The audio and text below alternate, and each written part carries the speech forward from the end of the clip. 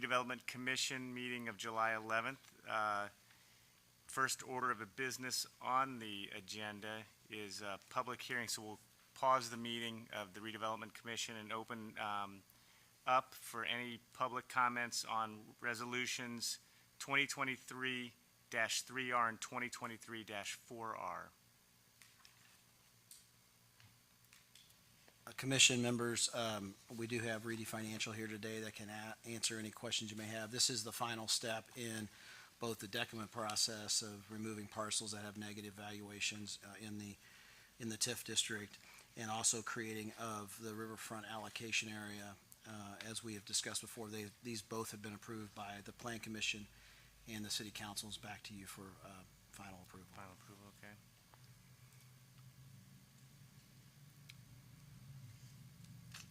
So there be no public comments. We will close the, can I get a motion to close the public comment period?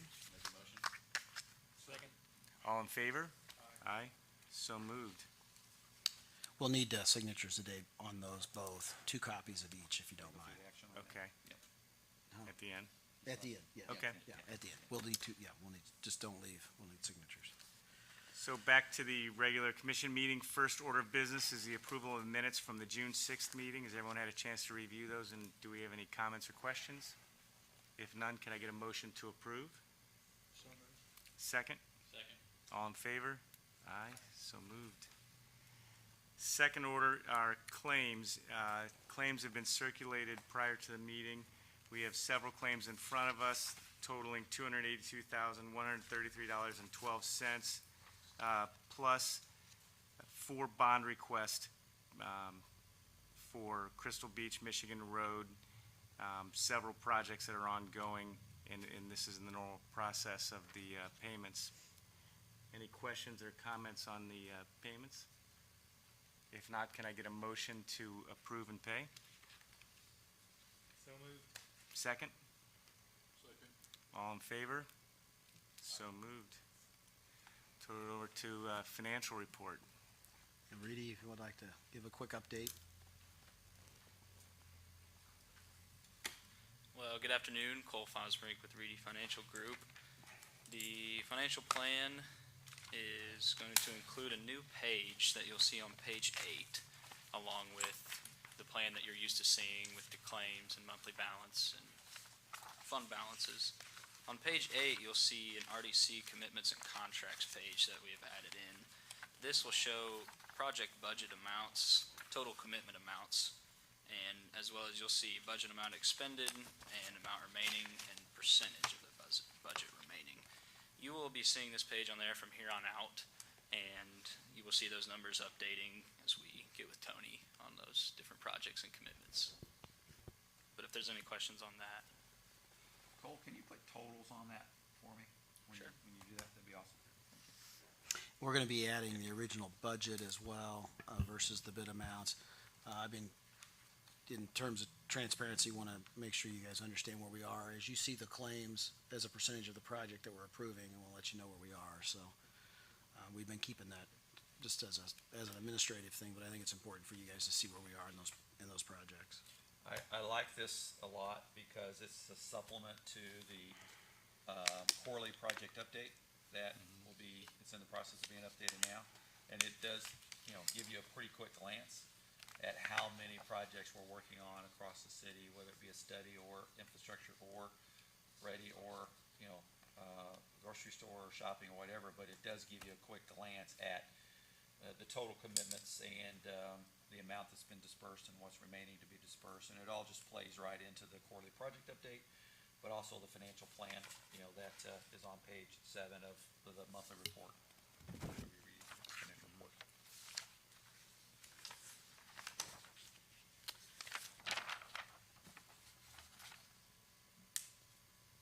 Okay, this is great. Any questions?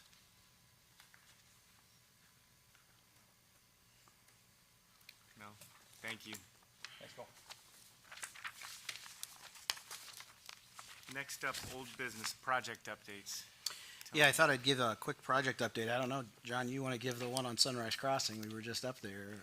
Ready to be open. They had their first customer. Tony had to turn them away already.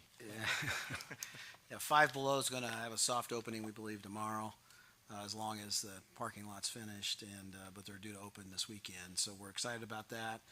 Sunrise Crossing's moving along. The sewer project is there and is functional and operational for those tenants. We are still expecting the control panel for the pump station. It's a temporary system right now, but the pump station control panel's due in here in August, so as soon as that's in, then that project will be complete. The roadway system is being striped today, and the foundations for the traffic light and the poles are here. We got those in, so hopefully in the next, this week, they're supposed to set the poles for the traffic light, and hopefully here by August 1st, we'll have an active traffic light at the intersection of Michigan Road and Crestwood Drive and Sunrise Crossing Boulevard. Oak Hill, we had a great ribbon cutting for that project a couple weeks ago in June. That project is fairly complete. A couple minor items are still being installed in the dog park and a couple columns being finished, but your participation in that has transformed that neighborhood. There's a basketball court now that can be played on, and some great playground equipment. So I'd encourage you all to drive back in there and see what transformation that's had for that neighborhood if you have not. Culver's is broken ground and well underway. We've also issued a notice to proceed to the contractor for the widening of the road and the new intersection there at Franks Drive and Clifty Drive. That intersection project will be complete by the end of October, and Culver's is expecting to open about the end of October. So all that's working out well. I have a question. Yes, They're putting in a retention pond. they are putting in a small retention pond on the south, I guess that'd be the southwest corner of their property, Makes sense. I just southwest, know that yes. there's a couple of homes that were concerned about. Yes, and that was discussed, and we talked through that with the Plan Commission, and that there was some additional stormwater actions taken by the developer. Crystal Beach is well underway. They hope to have the basement enclosed here maybe yet this week. The rebar and all the forms are made, so the concrete will happen pretty quickly here over the next couple, 3 weeks, and all the playground equipment, if you want to call it that, slides, all the fun stuff has been ordered, colors have been picked, and all that's just in the supply chain now as we speak. So that project's moving along fine. We do, at the next meeting, hope to have an offer for our grocery store site. That advertisement went out and it's due back on August 1st, and so we hope to have that for action at the next meeting. We'll also be issuing some streetscape enhancements and parking lot improvements along with that project here in the next 30 days as well, and hope to have those back at the September meeting for bid openings. And then finally, just something that we're working on as well that I think's interesting is our designated outdoor refreshment area. We are in the process of determining that map, and we'll be working through the city council process on an ordinance to implement the designated outdoor refreshment area for some of downtown. It'll be a big relief for a lot of our festivals. It'll eliminate some of those rules, and it'll also create a interesting atmosphere for some of the area in downtown where you'll be able to leave a bar with a drink and enter another one. If you've been around the Cincinnati ballpark, Reds ballpark, it'll be the same kind of opportunity here in Madison. Great. All other updates I have. Any other questions? Happy to answer. No, but just back to your comment, I was up at Sunrise Crossing with Tony earlier today, and it is unbelievable how much that's transformed, and you don't really feel like you're in Madison when you're sitting there with this brand-new, beautiful parking. The parking lot's beautiful as well, but just the retail spaces. So you guys have done a great job in organizing it and I think guiding them to give us something that everybody's going to be super proud of. I think when you walk in the spaces too, I mean, you were amazed. This is big. Yeah, it's huge. These stores are large. We have the largest Five Below store they have. The other stores are large. They're not small. These are fairly large stores, 40,000 square foot apiece. So will be good opportunities for us. John, I'll just mention that, a couple of years ago, we were, having the conversations about the plans for Sunrise Crossing and how do we take the largest, undeveloped commercial tract of property in the city that had become blighted because of the former shopping center that was there, and then the parking lot that had been occupied by, a lot of transient activity up there. And what I keep encouraging people across the community as we're bringing new things is to reflect on what it was like a very short time ago. And Sunrise, that former TGNY parking lot area was a really difficult area in order to bring in a redevelopment plan because it was a very, very large site. It was very expensive, and it's very expensive to develop it. And so this development really is bringing a lot of fantastic retail options to the community. But beyond that, we're already also working with Winterwood, which is the other phase of this plan. Now that, remember, just a short year ago, when I say a short year ago, it went pretty fast, we were having groundbreaking ceremony at Sunrise Crossing to start the work on the retail, and here it is. A year later, it looks absolutely fantastic, and all of the infrastructure that is being built, it's not just for the retail, it's really for the entire community because of the stormwater detention, the additional sewer capacity, the traffic management that's there. That's all, no pun intended, paving the way, right, for the residents at Sunrise Crossing, which is going to be a 190-unit housing development. That application has already been submitted to IHCDA by the developer. We're working with our delegation, our state rep, as well as our state senator for support letters. We'll also be meeting with IHCDA to, advocate strongly for financial support for that development because we need housing, extremely badly. So, I'm really proud of the way Sunrise Crossing and the residents of Sunrise Crossing is shaping up. For sure. Next order, no other business there on old business. Next order is new business. Yes, so you have before you two resolutions that need a motion and action today. Resolution 2023-3R, a resolution of the City of Madison Redevelopment Commission confirming certain amendments to the declaratory resolution in the Economic Development Plan for the North Madison Economic Development Area. And that's for the creation of a riverfront allocation area. So with that, any questions or comments on Resolution 2023-3R? Can I get a second? Second. All in favor? So moved. The next resolution, Commission, is resolution number 2023-4R, a resolution of the City of Madison Redevelopment Commission confirming certain amendments to the declaratory resolution in the Economic Development Plan for the North Madison Economic Development Area. This resolution is a removal of parcels with decrement to that. Can I get a motion to approve? So moved. Second. All in favor?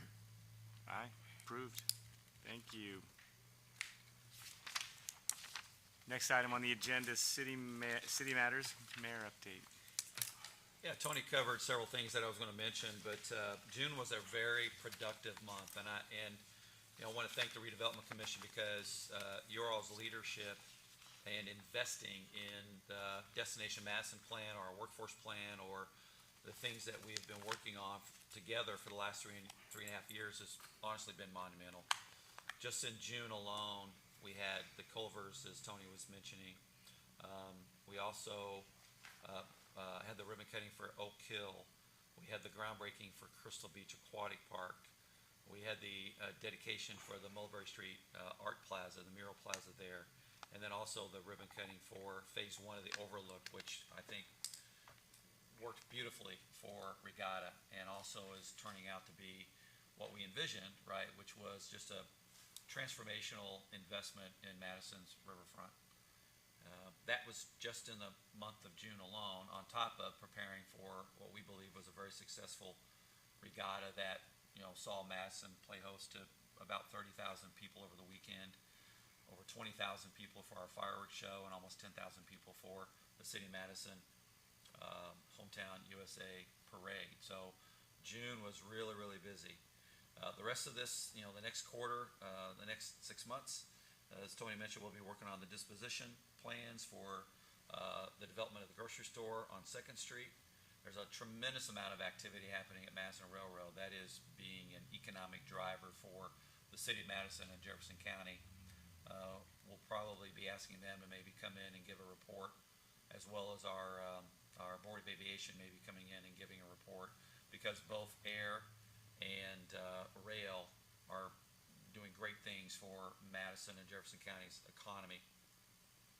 We are working on a major CCMG project. That's our community crossing matching grant. So we're going to be redoing several roads and corridor downtown and on the hilltop.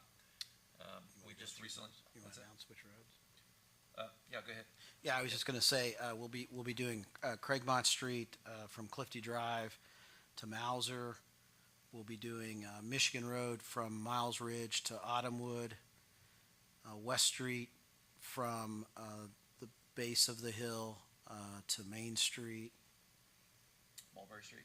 Mulberry Street from West to Second, and, I'm sorry, from Main to Vaughn, Yep. and Second from West to Jefferson, as well as a stretch of Blackmore Street. And Blackmore. So a lot of investment happening there.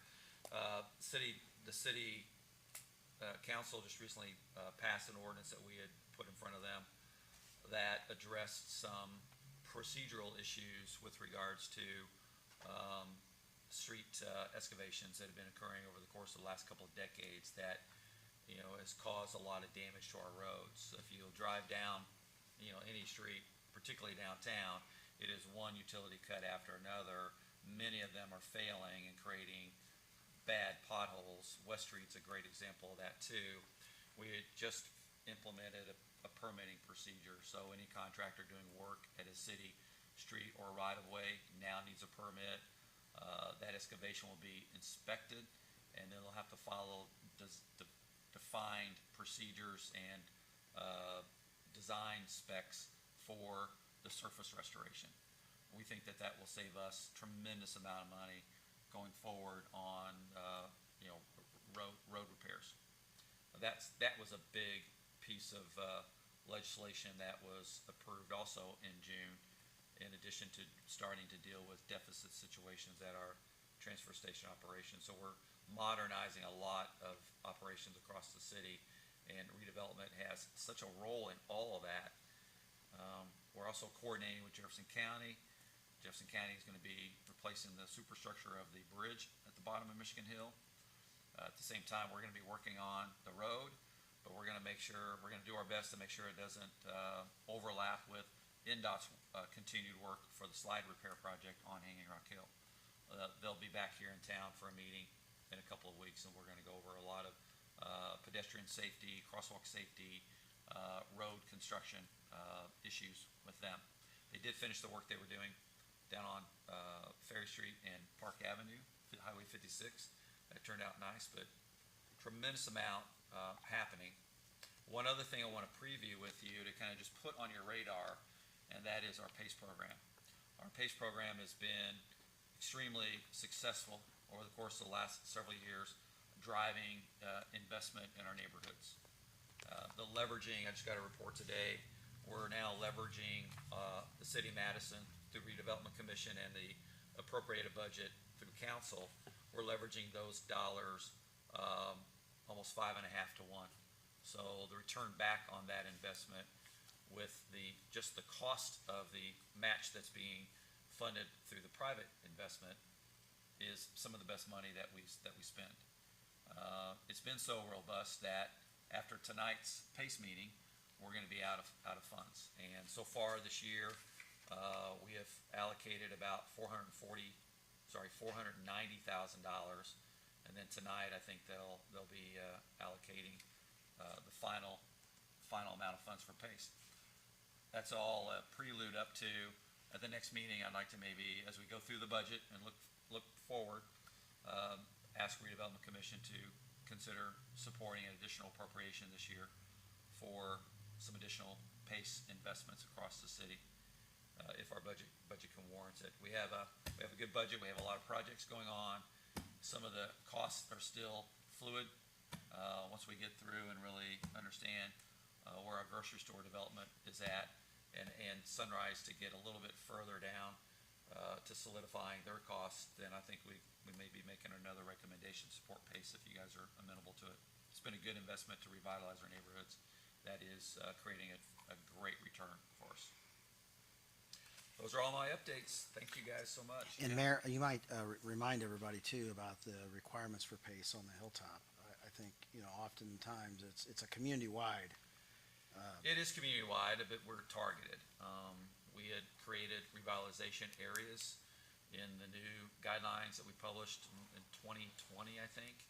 And then the Hilltop also, we're focusing on what is now becoming some areas where there are dilapidated or dangerous structures on the Hilltop that needs additional investment. The investment the Redevelopment Commission is making in the partnership with Habitat for Humanity, that area has probably a disproportionate, Wells Drive area, that Green Road, that corridor has a bit of a disproportionate inventory of some dilapidated structures that we're now starting to see investment in, and we want to continue to push capital up into that corridor. We also launched a bit of a curb appeal program. It's a smaller grant that is really to just help some of the Hilltop homeowners spruce up the exterior of their houses. It's not as significant as a preservation grant that we would have here, but it's basically a curb appeal program that will provide some matching monies for their investment in improving the exterior of their home. So we are using those dollars very targeted, in a very targeted manner, downtown and on the Hilltop. Mr. Mayor, any update on Ready 2.0 or how the Ready programs are going? Yes, so they're now starting to release some guidelines for Ready 2.0. That was another $500 million commitment that was made in this next budget. So $250 million will be appropriated for that purpose for the 2024 fiscal year, which just began July 1st for the state, and then another $250 million for the 2025 fiscal year. That overlap, I should say, should not have any impact on Ready projects just because of how much time those take to ramp up and get funded. They've started to release some guidelines. We did a plan. They liked the plans. They're encouraging communities to do plans now, but also have a lot of focus on housing and infrastructure. And so we'll continue to get more information. We are in the disbursement phase of the first 3 that we did, and we have 3 more still to close, 3 more Ready projects on Ready 1.0 to close. Yeah, so a quick update on the Ready projects. You'll notice that the Mural Plaza is 98% complete. We still have a couple small punch list items on that project and its final disbursement here in the next 60 days. The Gateway project is about 80%, 85% complete. If you go down there today, all the landscaping's being installed this week, and irrigation's being installed. We did receive art submissions for the 3-dimensional art sculpture that'll go in as a part of that project. Those folks will be visiting Madison, Emily. Yeah, August 1st or 2nd, we'll have 3 of the top 3 artists will be visiting Madison to get a sense of us before they come back with their designs later in the fall. And then the Comfort Station project is about 95% complete as well. If you walk down there, you'll see the parking lot, 15 new parking spaces and some other amenities for pets, bicycles, and some other benches have been added to that property. And then finally, the ones that we're in the process of working on, the Ohio Theater, they are currently working with their design architects to deal with some structural deficiencies that were found as a part of the design process on the marquee. And as soon as those are wrapped up, they were here last week, and as soon as those are wrapped up, we'll be able to go out to bid for that project. So it's taken a little longer than we anticipated. The HMI lot, we hope to bid that project, as I said earlier, here later in August. And then Yeah, College. Heritage Trail. Emily's leading that project with Hanover College, connecting the Madison Hanover connector, and that project, we currently are receiving a design consultant RFQs, and they'll be making that decision here in the next month. Ready 2.0, our goal there, strategy I should say, is to continue executing the Destination Madison plan, which a lot of that is, quality of life and tourism related, regional tourism impact, and housing. Great, thank you for the update. Exciting stuff. Lots of stuff going on. Our next meeting is Tuesday, August the 1st. Last item on our agenda. Could I get a motion to adjourn? So moved. Second? All in favor? Aye, thank you all. Thank you.